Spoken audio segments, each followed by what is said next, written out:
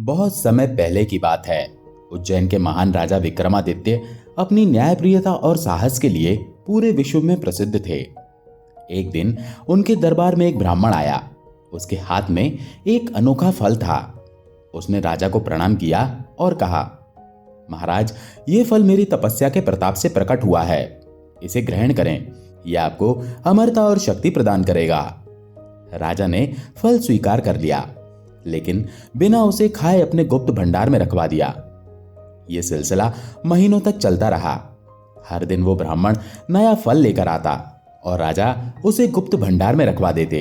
एक दिन राजा के मन में संदेह हुआ।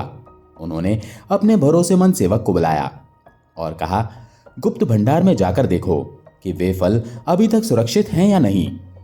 सेवक जब लौटा तो उसके हाथ में फल के अंदर छुपे सोने के सिक्के थे। उसने कहा, महाराज, ये फल भीतर से सोने के सिक्कों से भरे हुए हैं। राजा को लगा कि ब्राह्मण का उद्देश्य कुछ और है। उन्होंने ब्राह्मण को बुलाकर सत्य का पता लगाने का निर्णय किया।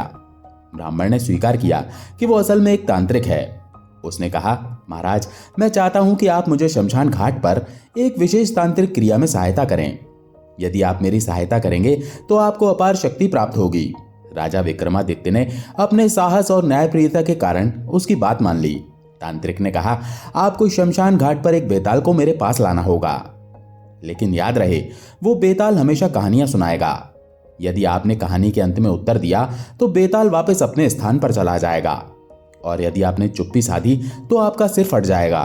राजा ने तांत्रिक की बात मानी और शमशान घाट की ओर निकल पड़े। वहां उन्होंने एक पेड़ पर बेताल को उल्टा लटका पाया। जैसे ही राजा ने उसे उतारा, बेताल ने कहानी सुनानी शुरू की। महाराज, एक नगर में दो मित्र रहते थे, अर्जुन और विजय। अर्जुन एक व्यापारी था और विजय एक सैनिक। अर्जुन ने विजय को कर्ज दिया, लेकिन विजय ने समय पर कर्ज नहीं लौटाया। एक दिन दोनों के बीच विवाद हो गया। अर्जुन ने नगर के राजा के पास न्याय के लिए गुहार लगाई। राजा ने विजय से पूछा, तुमने अर्जुन का कर्ज क्यों नहीं चुकाया? विजय ने उत्तर दिया, महाराज, मैंने कर्ज चुकाने के लिए अर्जुन को अपनी तलवार दी थी। वो तलवार मेरी अमूल्य संपत्ति थी। अब यह अर्जुन की जिम्मेदारी है कि वो मुझे कर्ज के रूप में मेरी तलवार लौटा दे। अर्जुन ने कहा, महाराज, तलवार तो मुझे मिली, लेकिन विजय ने कर्ज की बात नहीं मानी। अब बताइए महाराज, सही न्याय क्या होगा? राजा विक्रमादित्य ने सोचा और फिर उत्तर दिया, यदि तलवार विजय ने दी है तो उसका मूल्य तय होना चाहिए। विजय को पहले अर्जुन से कर्ज का मूल्य तय करके अपनी तलवार वापस लेनी चाहिए। उसके बाद ही यह विवाद समाप्त होगा। जैसे ही राजा ने उत्तर दिया, बेताल ने ठहाका लगाते हुए कहा, महाराज, आपने उत्तर दे दिया, इसलिए मैं वापस चला। और बेताल फिर पेड़ पर जा लटका। राजा विक्रमादित्य ने फिर से बेताल को पकड़ा। इस बार बेताल ने राजा को तांत्रिक की सच्चाई बताई।